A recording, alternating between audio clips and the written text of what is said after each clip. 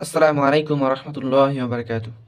আজকে আমরা গণিতের তিনটা ম্যাথ দেখব, যে তিনটি ম্যাথ 17/5/2024 সালের পিজিসিবির সাব অ্যাসিস্ট্যান্ট ইঞ্জিনিয়ারের চাকরি পরীক্ষায় এসেছে। এরকম তিনটা ম্যাথ দেখব।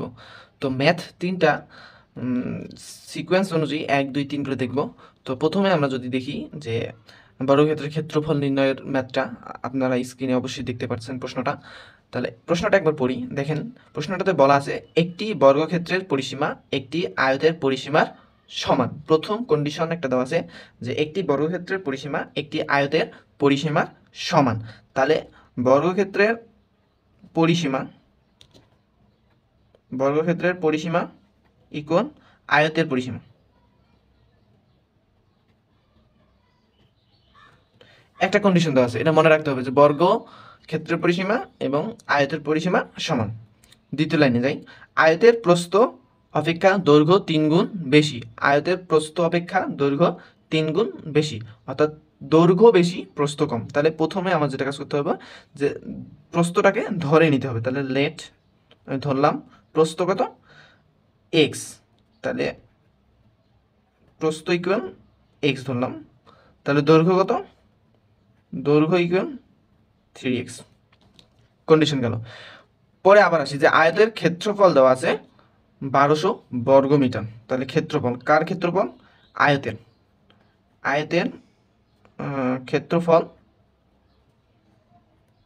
1200 বর্গ মিটার দেওয়া আছে, এতটুকু মনে রাখি। ওকে, এবার বলছে যে বর্গক্ষেত্রের ক্ষেত্রফল কত। আচ্ছা, আমরা প্রশ্নটা আরেকবার ভালো করে পড়ি। একটি বর্গক্ষেত্রের পরিসীমা একটি আয়তের পরিসীমার সমান। বর্গক্ষেত্রের পরিসীমা আয়তের পরিসীমার সমান। আয়তের প্রস্থ অপেক্ষা দৈর্ঘ্য 3 গুণ বেশি। তাহলে প্রস্থ যদি এক্স হয় তাহলে দৈর্ঘ্য 3 গুণ বেশি, 3x। আয়তের ক্ষেত্রফল 1200 বর্গ কিলোমিটার। আয়তের ক্ষেত্রফল 1200 বর্গ কিলোমিটার। তাহলে বর্গক্ষেত্রের ক্ষেত্রফল নির্ণয় করো। এবার আসি যে অঙ্কটা আমরা কিভাবে করব। এই অঙ্কটার চিন্তাটা আমরা কোথায় থেকে করব? এই অঙ্কটার চিন্তা আমরা করব বর্গক্ষেত্রের ক্ষেত্রফল থেকে।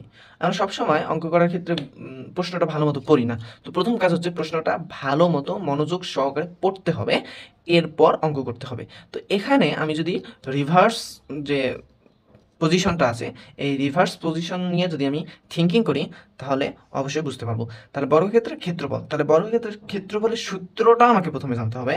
তাহলে বর্গক্ষেত্রের ক্ষেত্রফল ইকুয়াল বাহু স্কোয়ার, অর্থাৎ যে কোনো একটা বাহু। আমরা জানি যে বর্গের 4টে বাহুই সমান, তাহলে বাহু স্কোয়ার। তাহলে আমার প্রথম কাজ হচ্ছে বর্গক্ষেত্রের ক্ষেত্রফল যদি নির্ণয় করতে যাই তাহলে বাহু নির্ণয় করতে হবে। তাহলে এখন আমি এই বাহুটা পাবো কিভাবে? তাহলে আমাকে বাহুটা, এখানে যেহেতু একটা কন্ডিশন দেওয়া আছে যে বর্গক্ষেত্রের পরিসীমা এবং আয়তের পরিসীমা সমান, তার মানে আমি যদি বর্গক্ষেত্রের পরিসীমা যদি সূত্রটার দিকে একটু লক্ষ্য করি, দেখেন 4 গুণন বাহু, পরিসীমা ইকুয়াল 4 গুণন বাহু। তাহলে এখান থেকে আমি এই পরিসীমা থেকে কি পাচ্ছি? বাহু পাচ্ছি। তাহলে বাহু পাইলে আমি কি পাচ্ছি? বাহু স্কোয়ার অর্থাৎ ক্ষেত্রফল পাবো। আচ্ছা, তারপরে কন্ডিশনে দেখেন যে বর্গ ক্ষেত্রের পরিসীমা ইকুয়াল আয়তের পরিসীমা। তাহলে আমি যদি আয়তক্ষেত্রের পরিসীমা বের করতে পারি তাহলে ওইটা সমান বর্গক্ষেত্রের পরিসীমা ধরেই আমি কিন্তু এই বাহু বের করতে পারবো। তাহলে এখন আমার কাজ হচ্ছে কি? আয়তের পরিসীমা বের করা। আয়তের আয়তের পরিসীমা। তাহলে আয়তের পরিসীমা যদি আমি বের করতে যাই তাহলে আমি পরিসীমার সূত্র কি জানি? আয়তের পরিসীমার সূত্র 2 ইন্টু দৈর্ঘ্য যোগ প্রস্থ। তাহলে আমার কি লাগবে? দৈর্ঘ্য লাগবে এবং প্রস্থ লাগবে আয়তের পরিসীমা বের করতে গেলে। তাহলে এখন আমি দৈর্ঘ্য এবং প্রস্থ পাবো কই? আমাকে তো এখানে প্রশ্নে সরাসরি দৈর্ঘ্য এবং প্রস্থ দেওয়া নেই। তাহলে দৈর্ঘ্য এবং প্রস্থের কন্ডিশন দেওয়া আছে, আরেকটা জিনিস দেওয়া আছে যে আয়তের ক্ষেত্রফল। তাহলে আমরা জানি যে আয়তের ক্ষেত্রফল ইকুয়াল কি? দৈর্ঘ্য ইন্টু প্রস্থ। তাহলে আমি দৈর্ঘ্য এবং প্রস্থ যদি পারি তাহলে অবশ্যই অবশ্যই আমি কী বের করতে পারবো? বর্গক্ষেত্রের ক্ষেত্রফল। তাহলে সিস্টেমটা দেখেন, আমি চিন্তাটা কীরকম করে করছি যে প্রথমে বর্গক্ষেত্রের ক্ষেত্রফল যদি বের করতে যাই আমার বাহু লাগবে, এবং বাহুটা বের যদি চাই তাহলে আমি বর্গক্ষেত্রের পরিসীমার কন্ডিশন দেওয়া আছে, বর্গক্ষেত্রের পরিসীমা সমান আয়তক্ষেত্রের পরিসীমার কন্ডিশন দিয়ে বাহুটা বের করতে পারবো। তাহলে এখন বর্গক্ষেত্রের পরিসীমা সমান যদি আয়তক্ষেত্রের পরিসীমা হয়, তাহলে আমার কাজ হচ্ছে আয়তক্ষেত্রের পরিসীমা বের করতে হবে। তাহলে আয়তের পরিসীমা হচ্ছে 2 × দৈর্ঘ্য যোগ প্রস্থ। তাহলে এখন আয়তের পরিসীমা যদি আমি বের করতে যাই, তাহলে আমার অবশ্যই দৈর্ঘ্য এবং প্রস্থ লাগবে। তাহলে এক্ষেত্রে আমার কাজ হচ্ছে দৈর্ঘ্য এবং প্রস্থ বের করা, এবং দৈর্ঘ্য এবং প্রস্থ বের করার জন্য একটা কন্ডিশন দেওয়া আছে যে ক্ষেত্রফল 1200 বর্গ কিলোমিটার দিয়ে দেওয়া আছে যে প্রস্থ হবে x এবং দৈর্ঘ্য হবে কি প্রস্থের 3 গুণ। তো চলেন, এই হচ্ছে আমার বেসিক যে কনসেপ্টটা এই অঙ্কটার মধ্যে, সেটা হচ্ছে এই কনসেপ্টটা। তাহলে এবার আসেন আমরা অঙ্কটা একবার করি। ওকে, তাহলে আমি যদি ক্ষেত্রফলের সূত্র ফেলাই, তাহলে এখান থেকে করি। দেখেন, তো আয়তের ক্ষেত্রফল কত? 1200 না? তাহলে 1200 ইকুয়াল দৈর্ঘ্য কত? দৈর্ঘ্য আমার হচ্ছে 3x প্লাস x, প্রস্থ x, দৈর্ঘ্য 3x ধরে নিয়েছি না? আচ্ছা, এবার আসি, তাহলে 3x² ইকুয়াল 1200, তাহলে x² ইকুয়াল 1200 ভাগ 3।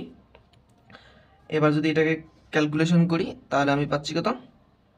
400 পাচ্ছি, আর এটাকে রুট দিয়ে দিলাম একবারেই। তাহলে আমি x সমান পাচ্ছি কত? 20 মিটার।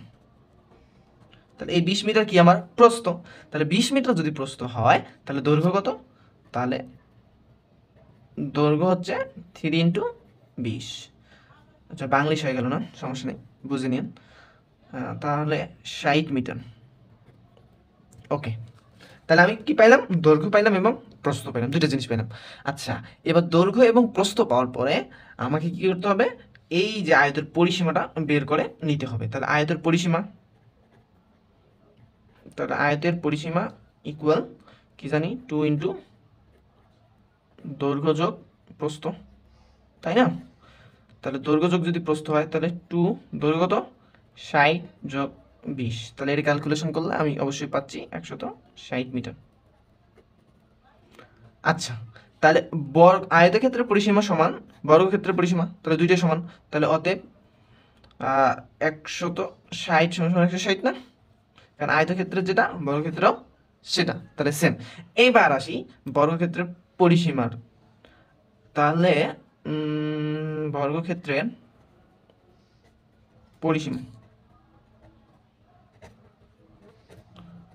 পরিসীমা ইকুয়াল কি জানি আমরা? যে বর্গক্ষেত্রের পরিসীমা ইকুয়াল জানি 4 × বাহু। তাহলে পরিসীমার মান কত? 160।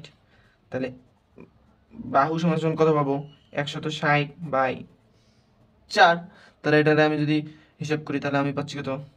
40, তাই তো? 40 পাচ্ছি না? 40 পাচ্ছি। অতএব ক্ষেত্রফল কি পাবো? অতএব ক্ষেত্রফল ইকুয়াল বাহু স্কয়ার 40 এর উপর স্কয়ার। তাহলে আমি পাচ্ছি কত? 1600 বর্গমিটার। আচ্ছা, এই হচ্ছে প্রসেস।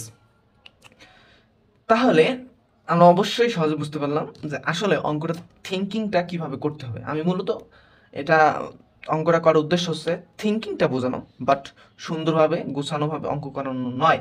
তো আপনারা অঙ্কটা গুছাইয়ে সুন্দরভাবে করে নেবেন। ওকে, আচ্ছা, এবার স্ক্রিনে আরেকটা অঙ্ক দেখতে পাচ্ছেন যে 23 নম্বর নামে। তো অঙ্কটাতে বলা আছে যেসব সংখ্যার অঙ্কদ্বয় স্থান বিনিময় করলে সংখ্যার মানের কোনো পরিবর্তন হয় না তাদের গড় নির্ণয় করো। অর্থাৎ সংখ্যার মানের কোনো পরিবর্তন হবে না, ওই সব সংখ্যার গড় নির্ণয় করতে বলছে। কোন সব সংখ্যার স্থান বিনিময় করলে তাদের মানের কোনো পরিবর্তন হয় না? আমি যদি হিসাব করি যে 12, এই যে দুইটা সংখ্যা, তাহলে এই 12 যদি আমি স্থান বিনিময় করি, অর্থাৎ আগে 2 পরে 1 দিই, তাহলে কি মানের পরিবর্তন হচ্ছে কি হচ্ছে না? অবশ্যই মানের পরিবর্তন হচ্ছে। এখানে ছিল 12, এখানে হয়েছে 21। এবার এই সেম কাজটা যদি আমি এইভাবে করি, 11, এই 11 যদি স্থান বিনিময় করি, তাহলে 1 পিছনের 1 সামনের 1 পিছনে, তাহলে 11ই থেকে যাচ্ছে।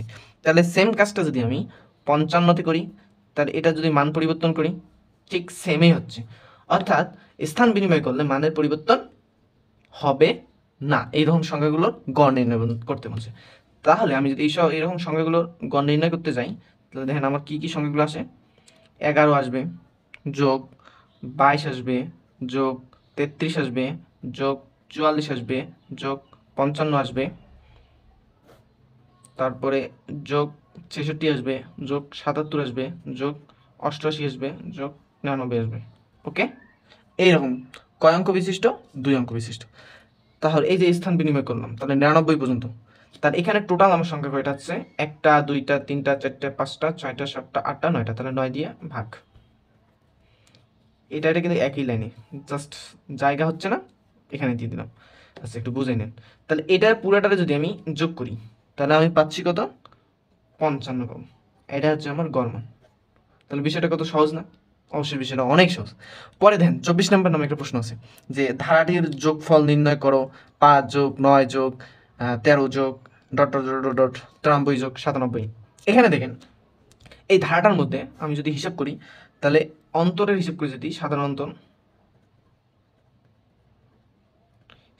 অন্তর, তাহলে ডি ইকুয়াল আমি লিখতে পারি কি যে 9 আছে না প্রথম সংখ্যা, 9 মাইনাস 5 সমান সমান পাচ্ছি কত? 4 পাচ্ছি। তারপরে দেখেন 13 মাইনাস 9, তাহলে আমি এখানেও 4 পাচ্ছি। পরের দুইটা সংখ্যার মধ্যে 97 93, তাহলে পাচ্ছি কত? এখানেও 4 পাচ্ছি। তাহলে একটা থেকে আরেকটা সংখ্যার ডিফারেন্স কত? 4 করে। তাহলে এখানে আমার প্রত্যেকটা সংখ্যার মধ্যে 4 করে কি পাচ্ছে? বৃদ্ধি পাচ্ছে। এটা আমার যোগ বের করতে বলছে।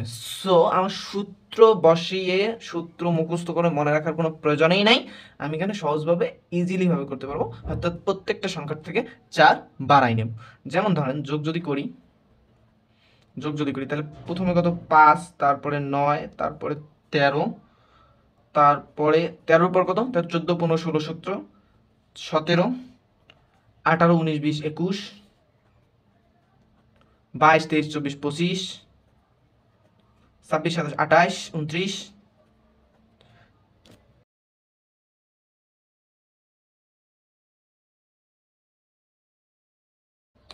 তো এটা আমি যোগ করলে পাচ্ছি 1224। এটা হচ্ছে আমার অ্যান্সার। তাহলে বিষয়টা কত সহজ।